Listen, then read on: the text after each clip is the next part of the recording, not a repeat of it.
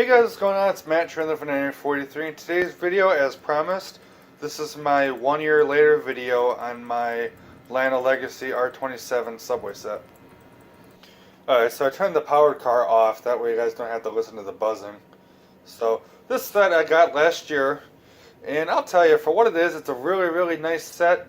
And what I'll do is I'll talk about it real quick, and then I'll talk about my thoughts and my opinions and overall thoughts of the set. Alright, so for those of you guys who may be new to the Lionel Legacy Subway sets, these were made back in 2008, 9, and 10, I believe were the years. Don't quote me on that. But they made 3 different sets. They made this set, which was the R27, which was the northbound Brighton local from Coney Island, Sewell Avenue to Astoria Ditmars Boulevard. And then they made the QJ set, which is the R30 Redbird, and that was from 168th Street to Coney Island. And then they made the EE local, which was the R16 Silver and Blue. I forget the route on that, so sorry. But they made them consecutively. And this was the first, and then the R30 was second, and then the R16 was the third, and for right now, last in the series. Really hoping Lionel comes out with these again. But anyway, this set, again, 08, was the first of the 3, and it's a really nice set. Alright, now some of the features of this set include the opening and closing doors, which is basically the highlight of the set, at least for me. And then we also have the lighted destination boards on all the cars, and you can see that right now we're going northbound towards Astoria, and then if it was to reverse the train, it would be southbound towards Coney Island. And then inside the car, I'll go ahead and open the doors in just a minute here so you can see them, but you got a detailed floor pattern, and then you also have seats. Now unfortunately they don't come with passengers, but I'm going to eventually open up these cars here, convert them to LEDs, and also add passengers, which will be pretty neat. And then on the front and end of the train, I'm not showing one of those cars right now, but they have lighted headlights and tail lights that change with the direction of the train, just like the destination boards. And then they also have the route signs that are on each end of the train for Astoria and then for Coney Island, respectively. And when you change direction, those will change. When you're going northbound, of course, the Astoria one would be lit, and then when you're going southbound, the Astoria one is turned off, and then the Coney Island one is turned on. And it's really neat, and just a ton of fun.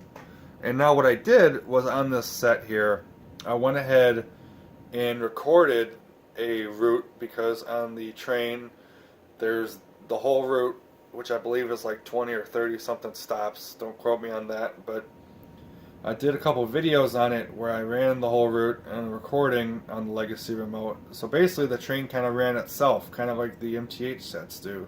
So that's pretty neat. Alright, so next we'll talk about my thoughts on the set and how it's been working for me. So overall, I have to say that this set is really good. It's a lot of fun. And that's part of the reason why I got it, was I really wanted something unique and different and, well, fun. So, the effect that I bought it for, which was the doors, have been okay to say the least. They're not perfect, and I've had a couple cars where sometimes they won't open, sometimes they won't close. So I'll go ahead and talk about that more in a second, but I'm going to address this first, and that is, I know somebody's probably going to ask me, what Subway set do I like better, MTH or Lionel? Now, I've only seen MTH's on video. I don't own one, although I'd love to get something from MTH, one of their Subway sets, because I'm sure they're really nice from what I gather.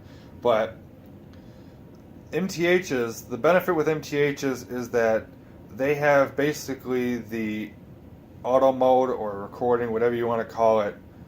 They do it, it's programmed into the board. So unlike with this set, I had to manually record the sequence of the thing stopping and doing the doors and announcements and all of that. But with MTH, it's programmed into the board. You just record it, and then that's it. It's saved, and it's ready to go. With this, the Legacy remote can only do one recording per remote, so if you delete the recording, you'd have to do it all over again. Now, the benefit to the Lionel set is it does do the entire route, all the stops along the respective route, in this case from Astoria to Coney Island or back. Now with MTH you only get 9 stops out of the route, so you get the highlights of the route, which it would be nice if they would have more memory in the PS2/PS3 boards. I know with the PS3 there's supposed to be more memory, which I would have thought, among other things, they would have tried to do more stops along the route, like maybe 15 or 18, something like that, instead of doing the normal 9 that they've done ever since, actually, Proto 1 days. Proto 1 had 8 stops, I believe, and then the Proto 2 started with 9, and then they've kept with 9 ever since, which I really think they should change that. But anyway, I'll go ahead and talk about the doors on the set now. Alright, so go ahead and talk about the doors now. And mainly the problems with the doors have more or less been minor annoyances than they really have been true problems. However, some of them kind of started as true problems, and just by waiting they basically kind of fixed themselves, which is kind of nice. Now, the first issue, and this really isn't a defect, it's the way it was designed, and that was there's a tether that links all the doors together. That's the only thing the tether does, is it links the doors together, so that way when you hit the button on the remote like this, all of them open up. Now, if one of them for some reason isn't connected all the way, that would cause them not to all open up. So like if I lightly disconnect this one, and it's not even all the way. I didn't even disconnect it all the way, but now only that one opens.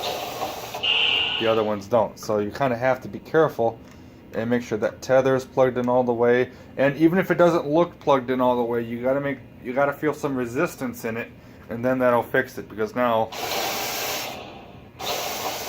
they'll all open up just fine. So the problems actually with the doors are not actually on this side of the train, they were on the other side of the train. So let me swing around back and I'll talk about them.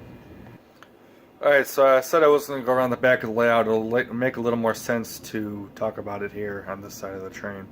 But for this car, I'm actually having 2 problems with the doors. The first one I resolved, the second one I still need to fix.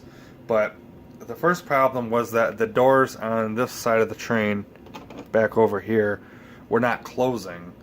And I wasn't sure what the problem was. I still don't know what the problem was, but anyway, they wouldn't close. So I went ahead and took the car out of the consist, and I put it on a piece of track and I lit it up, and I was going to make it like the cars they have at the New York City Transit Museum, where you can go inside and look at the car and so forth. And I was going to do that, but then one day I decided, okay, I'll go ahead and give it a try. So I went ahead and threw it in the consist like you see it here now, which is the second to last car in the train. And I went ahead and moved the train, because when you move the train, any doors that are left open will close. And that was, I guess, the problem. I let it sit for a couple months, and then, like I said, I just happened to try it, and off it went. So that's pretty neat there. Now, when a door can't close, the board will give an error code with the flashing of the lights. So it looks something kind of like this. Something like that. And it would do that, and when I did that, when I tried to close the doors, it made kind of like a buzzing kind of sound, and then it flashed. So I don't know what was going on with that. But the second problem is that this door right over here won't open. So if I open them, you can see that that's the only door in the set on this side that doesn't open. So I don't know what's going on with that. It could be a gearbox, I don't know. So if any of you guys know, let me know. But that's pretty good. They all close fine, which is nice, but that one just doesn't open. So as far as the doors on the other side of the train, I actually just went ahead and locked them all, because I know it's more prototypical doing it that way on the other side, but I figured for this train I'd rather look at the interior detail. Which, speaking of that, let me go ahead and zoom in on the interior detail so you guys can see it. So you can see in there we have some interior detail. We have pulls and the floor, which is really nice. I really like the way they did the floor. And then we also have benches in the back there. Again, no people, but I'm eventually going to add LEDs and add people to the train and make it look really cool. Now, one thing I kind of wish they would have done a little bit better job on, and you can see it if you look in this door here, is the wiring for the car. Now, on the roof, which you can't see unless you pull up the panel here, kind of sort of you can see it then, but they have the switches and the board to run the doors, and on some of the end car they have the board for the lights and stuff. But that's just the way it is. I really wish they would have done a little bit better job, but you know what can you do there?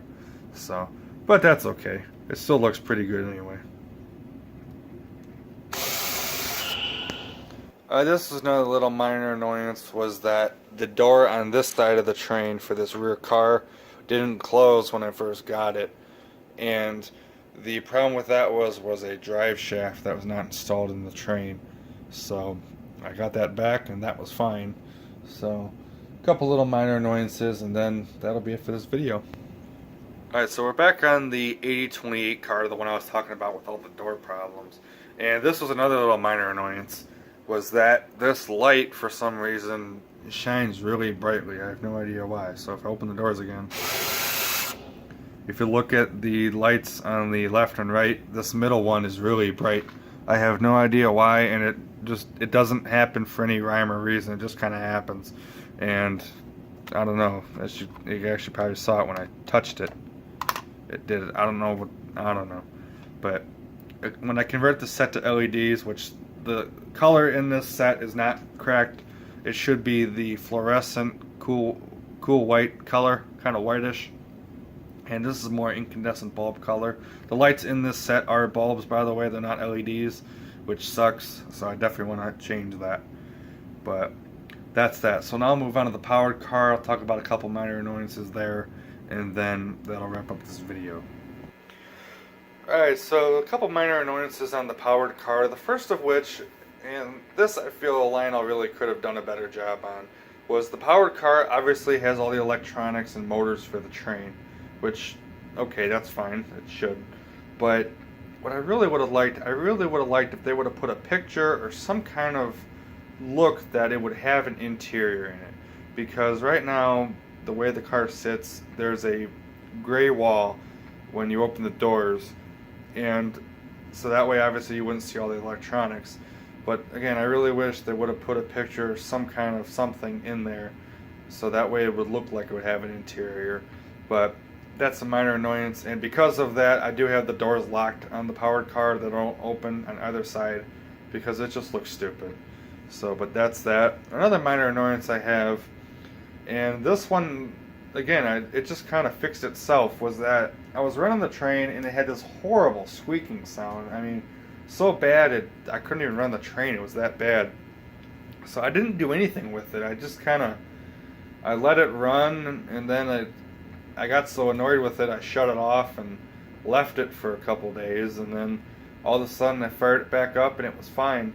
So I don't know what was going on. I was messing around with the battery in it, because back on this section here, you can put the battery in for the rail sounds, which I do like the batteries, especially in a set like this, because you know what, when you shut the train off, the route doesn't stay like, so if you were in the middle of the route, when you shut the train off and fire it back up, it goes back to the start of the route, either Astoria or Coney Island, whatever way you had it going.